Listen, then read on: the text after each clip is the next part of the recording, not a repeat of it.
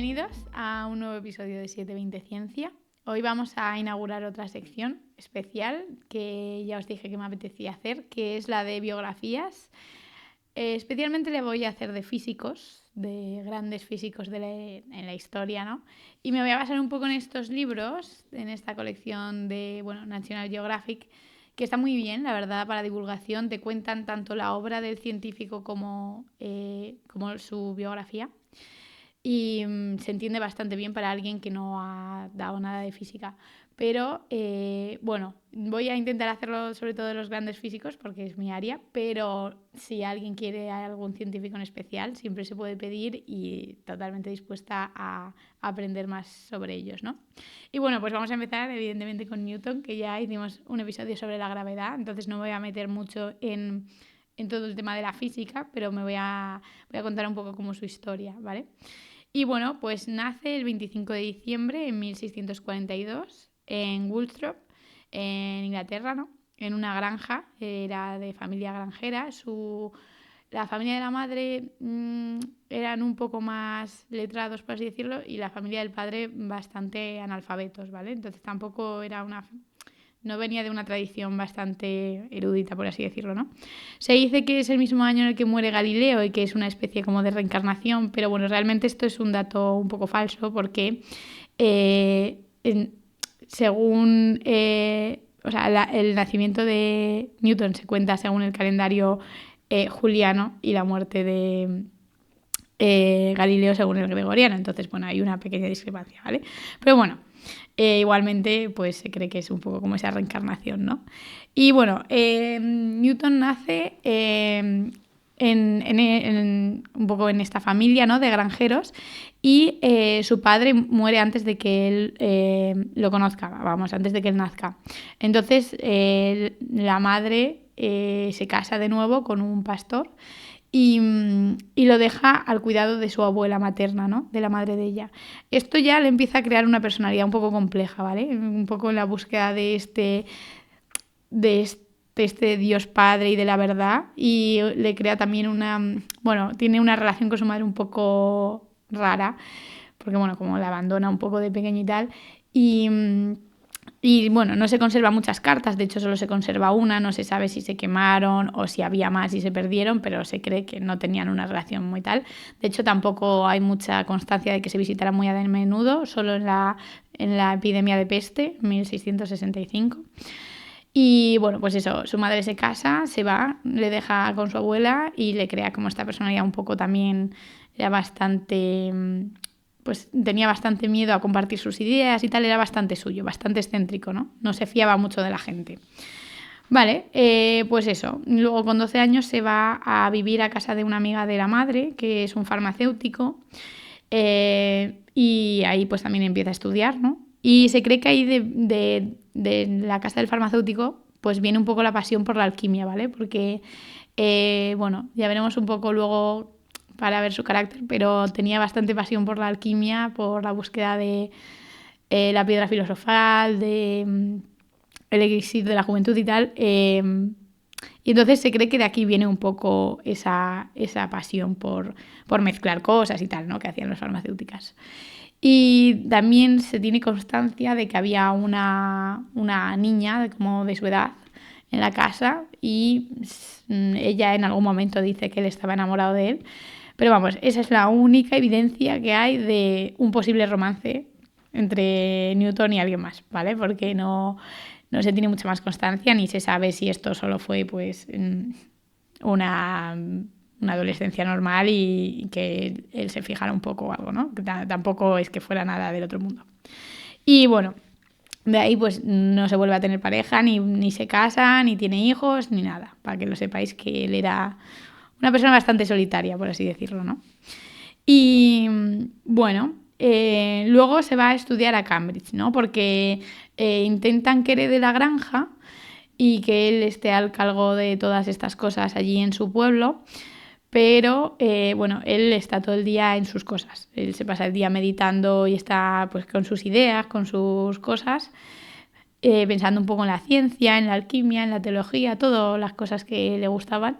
Y entonces, pues era muy malo en esas tareas. Pues no se encargaba bien de vender las cosas, las gallinas se le escapaban y los vecinos se enfadaban. Se cuenta también que una vez iba paseando con el caballo y se le fue de las riendas y él llegó y se dio cuenta que no estaba, pues ya cuando llegó, porque había estado él pensando en sus cosas. Entonces se dan cuenta de que eso no se le da bien y entonces un tío suyo le dice, pues vente a estudiar a Cambridge. Y entonces pues se va a estudiar allí a Cambridge, ¿no? Bueno, y entonces un poco en la vida académica allí en Cambridge, bueno, pues pasa muchos años, ¿vale? Allí pues, en las residencias que tienen, ¿no?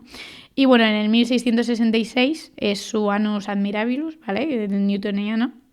En este, pues desarrolla muchas cosas, el cálculo, la mecánica, la gravitación, la teoría del color, ¿no? Y bueno, para que aquí vamos a hacer un poco, porque hemos comentado bastante en el tema de gravitación que hizo en ese aspecto, pero vamos a comentar un poco más, por ejemplo, en las matemáticas, ¿vale? Es el inventor también del cálculo infinitesimal, ¿no? El cálculo diferencial. Entonces a él le empieza a gustar mucho la geometría, estudia la geometría de Descartes, que bueno, pues al principio se lee 10 páginas, no entiende, luego se las vuelve a leer y empieza a entender 2 y luego sigue así, va estudiando poco a poco porque pues es un tema bastante complicado, ¿no? Todo esto de la geometría. Y consigue entenderlo, y al final consigue entenderlo y domina un poco la geometría, que es lo que luego le abre las puertas a entender bien de matemáticas, a este cálculo diferencial, y es lo que luego le diferencia de ser tan buen físico también, ¿vale? Porque no solo era muy buen físico, sino que también era muy buen matemático, y eso es lo que le diferencia a la hora de poder establecer cómo eran las órbitas de los planetas y todo esto, ¿no? Porque muchos tenían una buena intuición, pero muy pocos tuvieron ese rigor matemático y científico, ¿no? Entonces, bueno, también nos puede sonar el binomio de Newton y tal, ¿no? Él, por ejemplo, a la derivada le llama fluxón y a la integral fluente, que luego nos quedamos con la terminología de Leibniz, que luego tienen ahí un pedazo beef entre ellos, que luego contaremos. Y nos quedamos con el término derivada integral, ¿no? Pero bueno, para que sepáis un poco, esto es muy útil para sacar problemas con tangentes, mínimos, máximos, cálculo de áreas y todas estas cosas, ¿no? Y bueno, muy bien. Esto, pues la verdad que se le dio muy bien, también fue, pues eso, muy gran matemático. Y bueno, también comentar un poco que tenía mucho miedo a publicar. Bueno, vamos a hacer aquí un matiz, que publicar en esa época no es como publicar ahora en las revistas de ciencia y tal. Aquel que esté un poco en el mundo de la ciencia a lo mejor lo puede saber un poco qué es. Pero en ese contexto no era publicar como ahora, que lo mandas a una revista y publicas el paper y bueno, pues luego tienes tus citas y tal, ¿no? Y cuanto más se cite.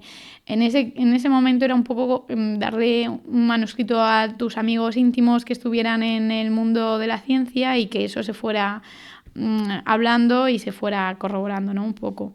Y entonces él llevaba tan mal la exposición a las críticas y tenía tanto pánico que, por ejemplo, 2 de sus obras en matemáticas, como de análisis, las publicó 48 años después de escribirlas, y de métodos lo publicó 65 años después, que ya él estaba muerto. O sea, de hecho, y mucha gente le instaba a publicar, muchos de sus amigos cuando le mandaba, y él era súper reacio, ¿vale? Porque tenía un miedo a las críticas, así como no se fiaba, no le gustaba que le dijeran. Entonces, bueno, que no publicaba el hombre. Y bueno, en física ya hemos dicho que tiene las leyes de la mecánica, ¿no? De la mecánica clásica, es el padre de la mecánica clásica, las leyes del movimiento, de la gravitación. Y bueno, también, a lo mejor si os suena, ¿no? En óptica tiene la teoría de la luz y el color, por el cual demuestra, ¿no? Esta típica imagen de Newton con el prisma, que demuestra que la luz blanca se compone de los colores del arco iris, ¿no?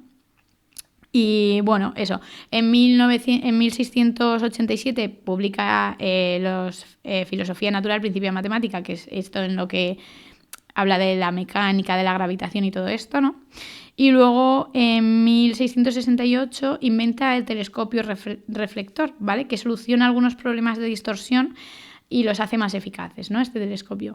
Y con esto, pues le lleva a entrar en una cátedra, que es la cátedra lacasiana, que bueno, es un legado de Henry Lucas, Y bueno, esta cátedra es una cátedra bastante importante, ¿vale? De hecho, por ejemplo, en 2009 la obtiene Stephen Hawking. Creo que solo hay 8 en la universidad que se dedican pues esto a matemáticas. Esta está dedicada a matemática y filosofía natural, ¿vale? Y bueno, pues una de las cosas que conllevaba la obtención de esta cátedra era dar clase y al parecer era muy mal profesor. No iban muchos, la verdad que mala suerte, porque cualquiera ojalá poder decir que fue alumno de Newton, pero al parecer no fueron muchos los que pudieron decir eso o los que consiguieron aguantar sus clases. Y bueno, pues nada, en 1672 ingresa en la Royal Society, que bueno, es como una academia británica en donde están personas de mucha importancia, sobre todo a nivel científico, ¿vale? Para que lo entendáis un poco. Tiene un enfrentamiento con Robert Hooke, porque bueno, vais a ver que tiene muchos enfrentamientos a la hora de quién inventó qué antes. En este caso acusa a Hooke de plagiarlo. De hecho, dicen que cuando él llega a ser presidente quita el retrato de Hooke de la Royal Society y tal, con temas de estos de, bueno, de tanto del cálculo de las órbitas, de la gravitación y tal, pues como que tienen ahí un beef. Y bueno, pues al final se llega a solucionar un poco, pero bueno, es uno de los enfrentamientos que tiene, ¿no? En el 1689 esto ya va cogiendo, sus teorías se van haciendo cada vez más importantes y él va cogiendo cada vez más importancia en la vida pública también, ¿no? Por ejemplo, en el 1689 le nombran miembro del Parlamento inglés, ¿no? En el 1693, bueno, tiene una crisis de salud mental, que bueno, hemos dicho que le gustaba la alquimia y tal, y bueno, él buscaba, pues eso, cosas que no se sabe muy bien tampoco qué buscaba, porque no se conserva mucho de esto de la alquimia, no sabemos si quemó alguna de las cosas o tal. No se sabe muy bien, pero se sabe que hacía experimentos, por ejemplo, con mercurio y tal, y se cree que a lo mejor algo de su crisis de salud mental pudo venir de una depresión después de tanto éxito o de estar tanto en contacto con elementos como el mercurio y tal. No se sabe muy bien, pero sabemos que se le fue un poco la olla en esa época. Y bueno, en este caso de la alquimia, pues es un poco esto que se hacía antes de mezclar compuestos y tal, era como un poco la precursora de la química, ¿vale? Entonces, de alguna forma él era como una especie de intento de químico. Luego ya llega y se va consolidando más con Robert Boyle y algunos otros. Pero bueno, esto luego le sirve mucho porque hemos dicho que, bueno, luego en el 1696 se le nombra director de la Casa de la Moneda. Y claro, como él tenía tanto conocimiento en tema de materiales, de la aleación, porque él había tocado muchas cosas buscando estos metales y la piedra filosofal, que es que convertir en metales normales como el plomo tal en oro, ¿vale? Que es un poco lo que se intenta buscar, pues él sabía mucho de aleación y tal, entonces esos conocimientos le vienen muy bien porque cuando llega a la Casa de la Moneda, pues se le da muy bien decidir las aleaciones para acuñar una nueva moneda, entonces eso le sirve bastante. Y bueno, en el 1703 se le nombra presidente de la Royal Society, ¿vale? De esta academia tan importante de ciencias en Inglaterra, y en el 1705 es nombrado caballero por la reina Ana, ¿vale? Y entonces de aquí ya pasa a ser Sir Isaac Newton, ¿no? Y bueno, ya un poco por acabar, es comentar este carácter que tenía él, ¿no? Él era bastante obsesivo, reservado, puritano. Se dice incluso que perdió una amistad con un amigo, porque no se dice que tuviera muchos amigos, pero bueno, de los pocos que tal, se dice que dejó de ser amigo de uno porque hizo un chiste, una historia sobre una monja, entonces no le debió gustar nada y pues ya no tuvieron más relación, ¿no? Y se dice eso, que siempre estaba en sus cosas, que a veces no comía, que a lo mejor venían amigos suyos a tomarse un vino y iba por el vino y veía algo, se ponía a escribir de nuevo en lo que estuviera haciendo y se olvidaba que había venido gente, ¿no? Un poco de ese estilo del genio que siempre está pensando en sus cosas, ¿no? Y bueno, por último también comentar que él también dedicó mucho tiempo a la teología, ¿no? Él como habíamos dicho, pasó mucho tiempo buscando la verdad, ¿no? Y de alguna forma en este contexto tan religioso estaba muy ligada a Dios Padre, a todo lo que fuera relacionado con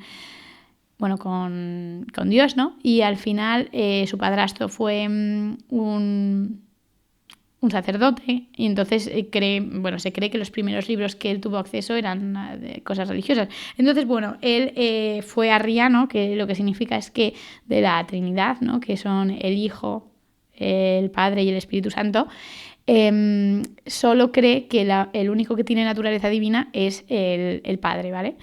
Entonces, esto evidentemente era una herejía en su tiempo y lo tuvo bastante en discreción, porque claro, si no.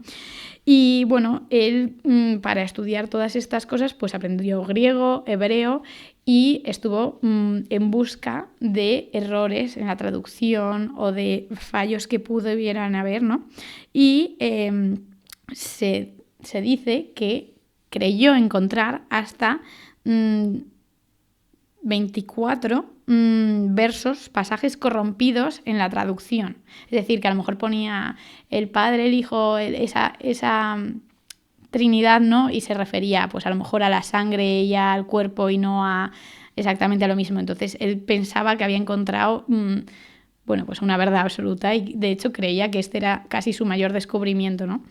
Y no solo eso, porque también hizo muchos estudios, desde intentar datar la segunda venida de Jesucristo a la Tierra hasta encontrar las dimensiones, estudiar las dimensiones exactas del antiguo templo de Salomón, ¿no? Entonces, que también era una persona pues bastante mística y bastante pues con sus cosas, ¿no? Que pensaba también bastante en otras cosas que a lo mejor siempre se ve al científico como tan acertado, pues también hay muchas formas de plantearlo, ¿no? Y él muere en 1727 con 84 años, muere rico y famoso, ¿vale? Porque ya lo conocía todo el mundo, era presidente, tenía miembro del parlamento, de todo, ¿vale? Y el 20 de marzo, ¿vale? Por si a alguien le interesa celebrar el fallecimiento de Sir Isaac Newton. Y está enterrado en la abadía de Westminster, en Londres, por si alguien que esté por allí quiere ir a verlo, junto con otros personajes interesantes como Darwin. Sé que allí tienen enterrados a gente muy tocha. Y pues nada, espero que hayáis entendido un poco mejor cómo era esta persona, ¿no? Y que detrás del genio siempre hay una mente pues bastante curiosa y que a veces nos interesa conocer, a ver si entendemos mejor los descubrimientos. Y pues eso, que muchísimas gracias y espero que os haya gustado, y el próximo episodio de biografías pues os traeré también a alguien muy interesante. O sea que nada, hasta luego.